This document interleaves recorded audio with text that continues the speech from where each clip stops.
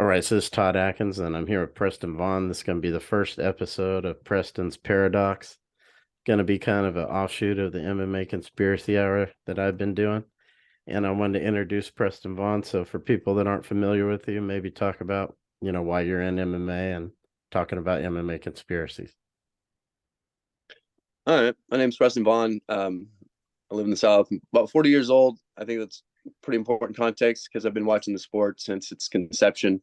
Um, I love the sport, but I've been a conspiracy theorist for about 12 years or so, like hardcore. And when you're passionate about something and you see truths and other things, certain things start jumping out to you, and you start noticing like money lines, and you notice the money is the root of all evil, and it usually traces back to money. And but yeah, I love the sport. So it I when things don't happen the way I think they should, I start questioning them. Like, and when it's way out of left field, I definitely question it. And so, and with this conspiracy, it was 4 pounds over. That's a lot of weight. And so, um, yeah, I love the sport. So it leads me to believe that there's a lot of money involved in it. And I've seen football videos and scripts and stuff like that. And like, if it's done in other sports, like, I don't know why it wouldn't be done in ours. And it just seems like ever since Disney and ESPN gotten involved, it's gotten so much worse. Like, so. Plus, I think there's a mentality in MMA that this doesn't happen in our sport. I Oh think that's yeah. kind of our sport is And the people one get where it so doesn't mad at happen. you. They get so mad at you because you're raining on their sport. Like, and I'm sorry, I love it too. I love the sport, and I don't think every fight's rigged, and I don't think every fight's fixed, staged, has fixed judges' decisions, but they happen once, twice every card. Like, there's something finagled with the odds, or like one judge will give it one decision that way because they want to do a split decision because nobody picked one on the parlay, and that's how they know. Like, that's my opinion. They purposely do it to like rig the odds somehow in their favor. They know so, and they can do it live. And Now, yeah. what we're going to get into here is I saw you kind of bring up this fact that you think UFC was trying to set up Shavkat Rakhmonov to lose to Jeff Neal. So, kind of I take us don't know through if it's this, necessarily to lose, but definitely to make an exciting ass fight.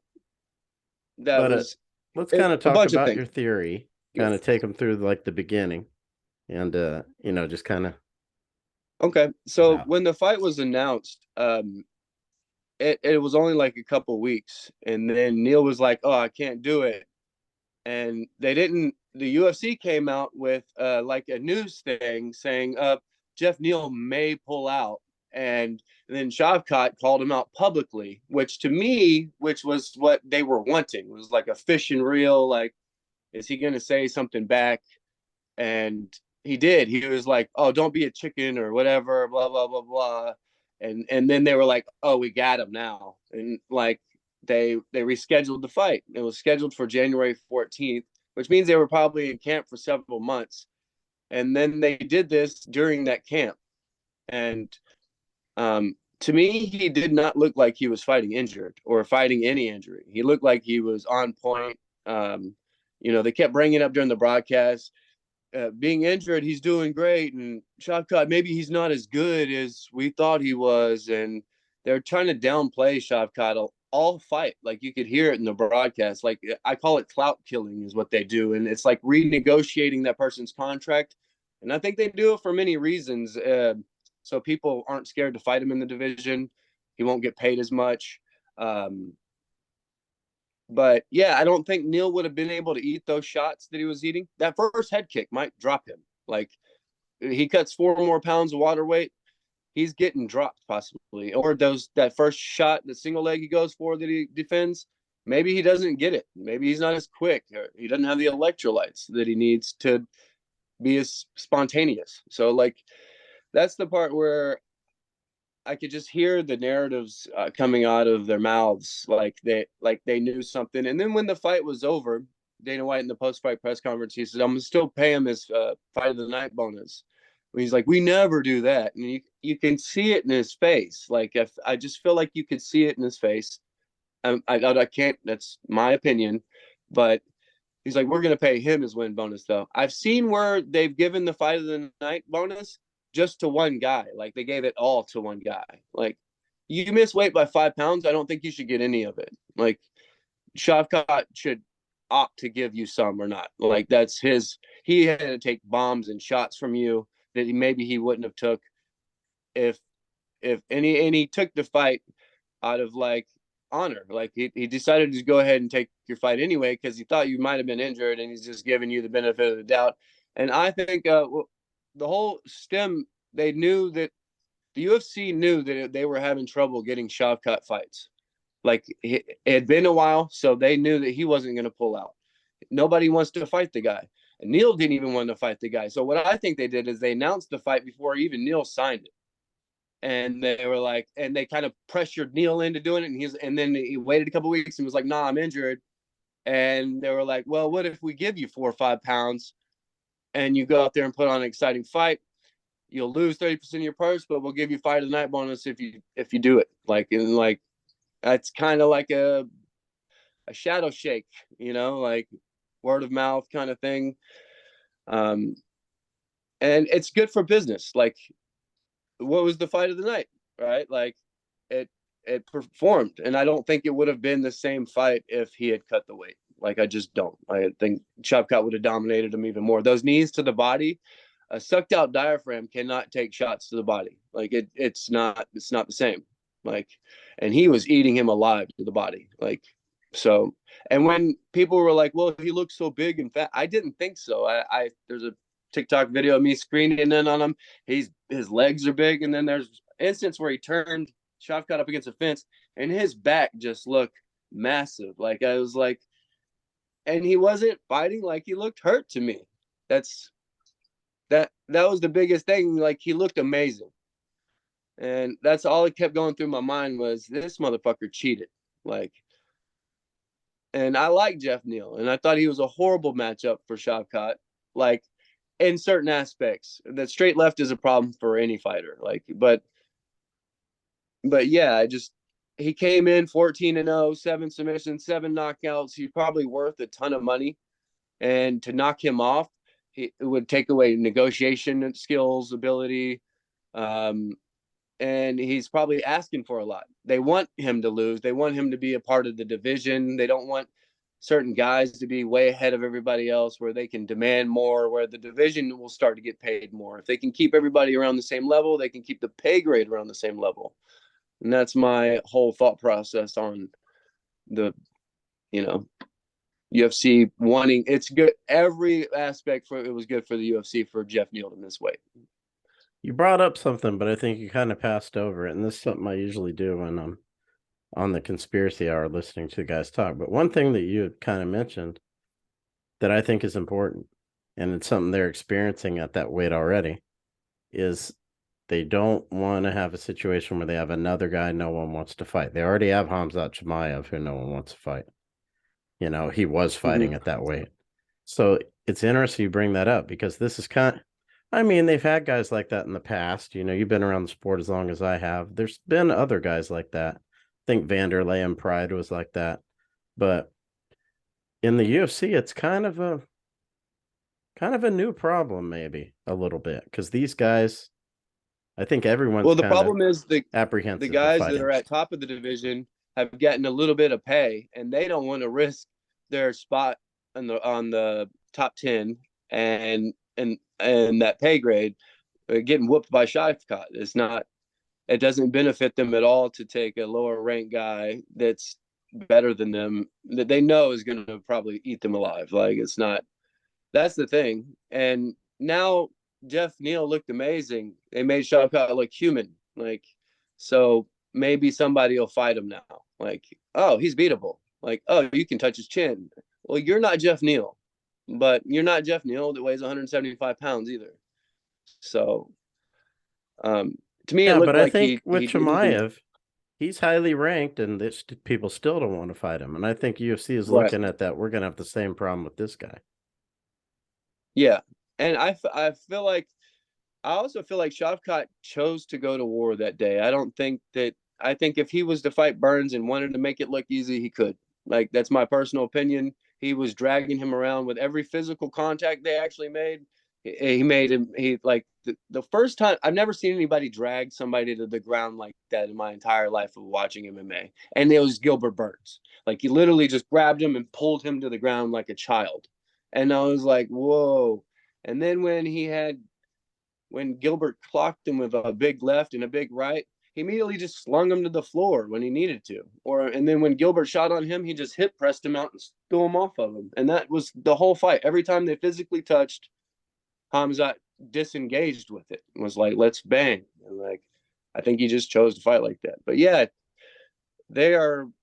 I think they're the two guys that nobody wants to fight, and the UFC doesn't really want to make them fight each other. They think it's a fight that'll be in the future. I'd rather one of them be champion when they're fighting. So like, and I think everybody would want that. So, but Usman's about to be out the way, I think, and then they'll be able to let him in. I just think that UFC is very good friends with Ali and Usman and preserving that American top team spot for some reason. That's another conspiracy, is they passed around that belt to American top team 8-9 times because they underbid the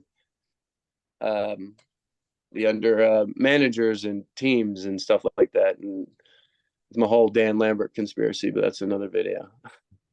Well, damn Lambert, he's been around forever too. Yeah, they have a lot of he's old fighters. So, WWE guy numbers too. wise. Yeah, he's a big into WWE and stuff like that. So, but yeah, I think it was a smart decision.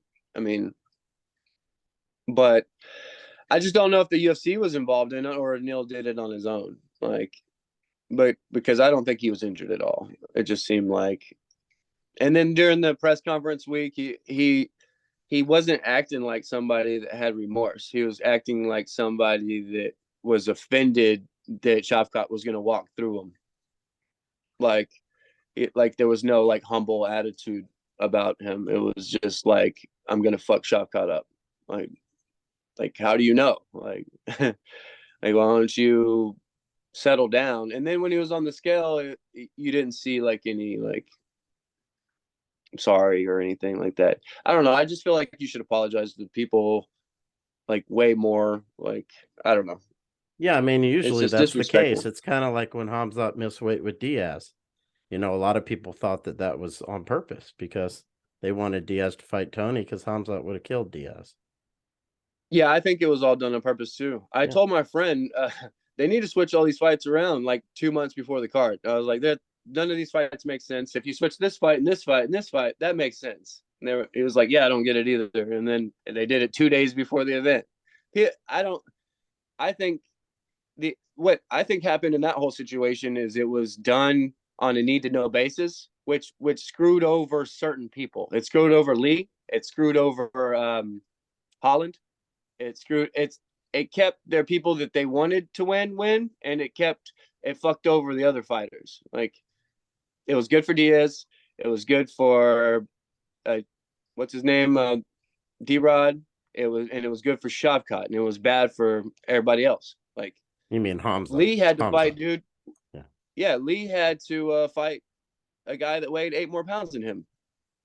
Like, and then Holland has to fight. And that's the thing. I think they just, I don't think Hamzat missed weight. They told him to stop cutting weight because we want you to fight Holland. And then Holland was already at that weight anyway because he was fighting D-Rod at that weight. And then they gave D-Rod a free win, even though he didn't get that win, in my opinion.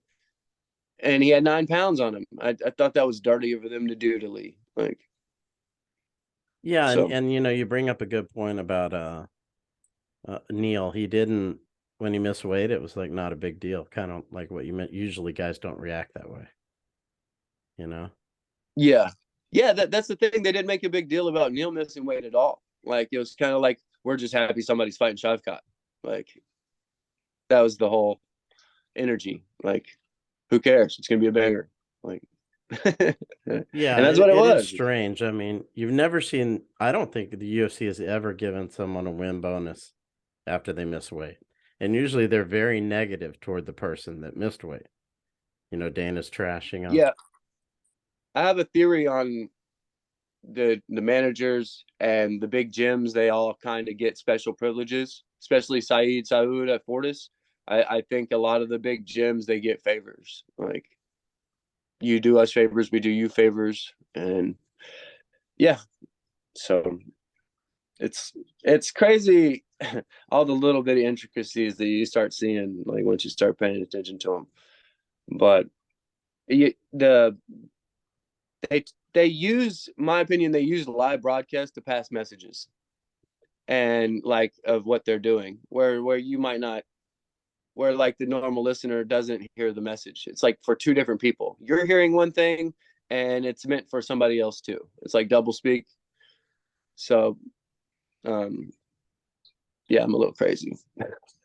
No, I mean, I think that, like I said, I ran this by Miguel. He thought it made sense too. The only thing that we haven't talked about yet that he brought up was the fact that, from his experience being, he was at the front of MMA gambling when it first started, that Russians and people from that general area, they bring in money, a lot of betting money, because guys like to bet on, guys come over here from over there, or they're betting, wherever, and they like to put money on those guys. Yeah, I saw all kinds of crazy parlays too. Like, you could put $1 down on Jeff Neal winning, and like Alexa Grasso sub in the fourth, and this guy could have won like $500,000 off of like $2. I was like, what if he would have won? The guy might have had insider information like that. It could be they're rigging it like this, where like dudes could put down $2 and win 500,000. They could be a family member of a family member of a family member that just has that knowledge that nobody's picking Neil really. Like, and if nobody's picking certain things, and if you get all of them right, it's like, how do you? I get it. Some people randomly might get those, but I don't know. Some of those stuff are wild. One of the ones I saw, this guy won $200,000 off the most insane like guesses. Like, how do you get all those on one pick? Like, it makes you think. Makes me think a lot.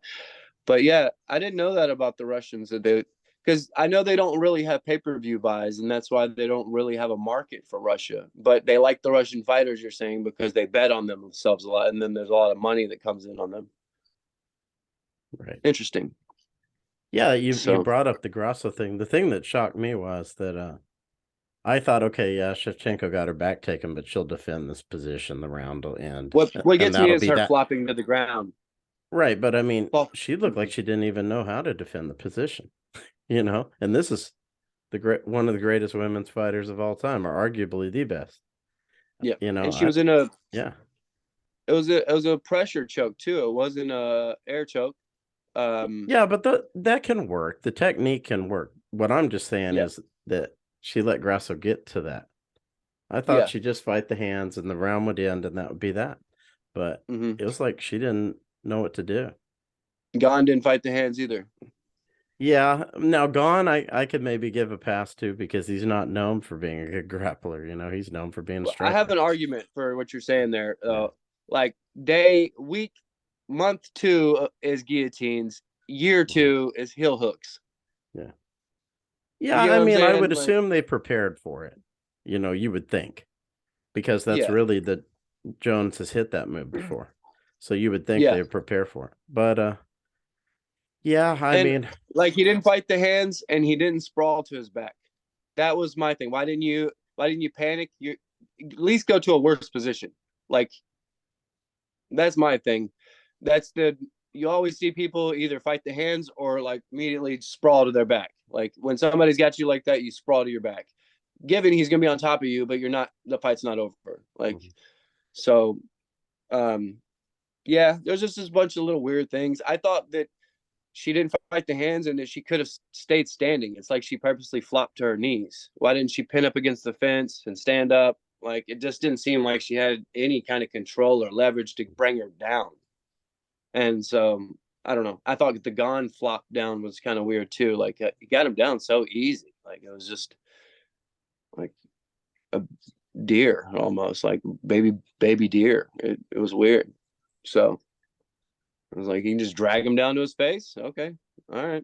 Well, I And mean, that that I could Tyrannoball, see it. I could see it. You know, yeah, that Tyrannoball must be something different. like I always tell people, I trained with this guy in Japan, Joji Miyabi. He was like, at the time we were training with him, I think he was number 3 in his weight class, Japanese Greco. You know, Mm-hmm. and I saw him trash so many people. It didn't matter what size they were. It was easy for him. You know, like he could do whatever he wanted to these people. And I took him to MMA gyms too. He would demolish people. And I was like, I used to tell my buddy, I was like, dude, if this guy trained for MMA, he could just totally tear people apart.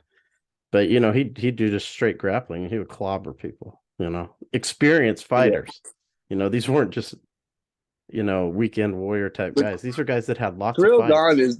is the most athletic human being I've ever seen in my life, though. For his size, Yeah, it's the most ridiculous thing I've ever seen. yeah. Like, so 360 windmill dunks. He can like play full blown soccer. He can run like a 4.6. He's a freak. Like, so I don't know. It just seemed weird to me. I could see a world where it is real and stuff like that. I question it all. Like, it just made so much sense to me to not to for Jones to win from the beginning. So I told everybody, like, I'm picking Gone, but I would bet on Jones. So like, it's Well, it like, definitely benefits the UFC to have Jones win. There's no doubt about that. yeah, for sure. So, but I that brings in a lot of John Jones people that want to hate you forever. So I I don't know. I admit he's a great fighter, but I just don't think the guy that beat Reyes can has anything for anybody. Like, especially getting older. I just and so if that was real and he is that good, I don't think with staying under testing he'll stay that way. Like, I think he'll come back, be real strong at first, and then it'll flop right back down because the juice goes away. Like when you have that levels of a castrated man, like you're not gonna you deflate instantly. Like, look, when they started testing, remember Vitor? He went from like huge and it looked like somebody popped his ass with a balloon, and he went Mhm. like, it was insane. It was, I've never seen anything like that in my life. Like, and Jones looked massive, but did he looked kind of fat to me? Like, I don't know, they look bloated. So and Just from a Shavkat didn't. standpoint of who benefit, the UFC had gone one. It would be hard for them to do anything. They're gonna have gone Miocic. That's not a big fight from a pay per view. My It whole would have been an interesting fight, but it's not a big fight from a pay per view standpoint. Jones, they can Yeah, do I said Jones that. Miocic. They could do. I'm sure they could do. I'd love to see, the winner of Blades and Pavlovich, the big Russian, fight Jones. I don't think they'll give him a real wrestler. I don't think they'll give Jones a real wrestler Well, because I Miocic think can wrestle. He was a all college the wrestler. yeah, but Yeah. I don't like yeah Miyoshi. That's why I don't think so. That's my whole idea. They didn't give Stipe first. Um, and when they first made the match, I was like, that might be the one heavyweight John might be able to beat. Actually, that was the first thing that went through my mind. I didn't even consider Cyril Gane because he was such a beast. Because people would always list what heavyweights can John beat, and I was like, I don't think he could beat Blades. I don't think he could beat Aspinall. I don't think just the size and the mass of him, right? Like, even Derek Lewis was in the question at that time for me. It was like, can he just pop back up and just start swinging hammers? I still don't think he can beat Francis. I don't think he can beat. I think Stipe and him is going to be a war. Um, so I don't know. It's going to be a good fight. But when they first announced Gone, it made me wonder because he got in trouble 6 months before the fight got signed, and then I think they put him under pressure. They started talking to him then because they knew Francis might not renegotiate after that fight. So they offered Stipe and him the fight. That's the fight that should have been signed. And I think John was like, I'm only fighting for a world title. And Stipe's was like, I'm only fighting John for a world title. I think those were the two stipulations they both had. So they had to drop somebody else in there, and they had to make sure, like, the more fights they can purposely line up, the more money they make for the heavyweight title. And John just made a top 5 grossing pay-per-view. Now, if they could do that twice, bank. Now, if John loses, you're missing all that bank. Like, he just sold over 1 million pay-per-views. Now you can do it again with Stipe. So, that wouldn't happen, like you said, if that didn't happen. So, and now what really bothers me is all the Francis Ngannou slander. Like, it bothers me a lot. Like, and how now the UFC is saying, "Oh, he's not allowed in the UFC anymore." And then you hear John calling him a pussy. It's like, that's cowardly, in my opinion. Like, your boss is protecting you, and now you're calling another man a pussy. Like, that's how I see it. Like, Well, they know his so negotiating time is coming because he couldn't really talk to anybody for like 90 days. That's going to expire soon. And there's going to be a lot of yeah, people bidding for him at that time. So they're yeah. trying to So put what out I think his fire before that happens, you know. that's what I think they did with this real Gon Jones fight. Is they told Gon to lay down. I know that people probably want to hear that, but and and that's what they did. Then they came up with the perfect scenario, move, choke that looks believable, that people could drill themselves and be like, "Oh, I see where he's not thinking it might," and then boom, the pressure's there and choke. It's the perfect choking situation to pull the wool over people's eyes, in my opinion. If it was to be done and fake, that's the perfect way to do it. Exact perfect way to do it, and nobody get hurt. Both investments are protected. Cyril can come back, fight again. He just made 1.3 million, like 2 minutes. Like who wouldn't want to be like, oh, I don't get you hurt? I mean, it would to me, it would just suck knowing it as a fighter. It'd be like, oh, it goes down like this. Like, um, and you could hear it in his voice though after the fight. He said, "I'm only mad at myself," which kind of made me like like he's like, "This is the worst loss. I'm only mad at myself, though." It's kind of like I was trying to read between the lines there. I don't know. So it just seemed like, yeah, all planned out. Kind of like the whole Hamzat thing. It just seemed like it was all premeditated, and that the Stipe narrative was before the fight was even over, almost. So, Right. mhm. Yeah. Well, I think it's a good thing to end on, you know, for the first Preston's Paradox, you know, and I'm looking forward to the next big, laid out conspiracy that you come up with. And we'll see what people have to All say right. about this. So, people that watch this, if you want to comment on it, check it out. Preston, Appreciate you, Todd. yeah, I appreciate you taking time to do this. And until You next need time, more traffic. I don't know why you don't get more traffic. it'll take time. You know, this was more hardcore stuff, you know. What's your yeah, I've noticed the conspiracy stuff kind of scares people away. Nah, Like, I I don't think know. the MMA Conspiracy Hour is my most watched stuff. Is You know, it? no one complains about it. So do you think you get more traffic on YouTube or TikTok? Well, you know, they're both different. I mean, Yeah. yeah, I mean, I get more, I would say more engagement on YouTube, I would say, than TikTok as far Okay. as people talking. I got to remember to start using YouTube again. I've been using too much TikTok. All right, man. So Well, it's great talking with you. And until next time, everybody take care.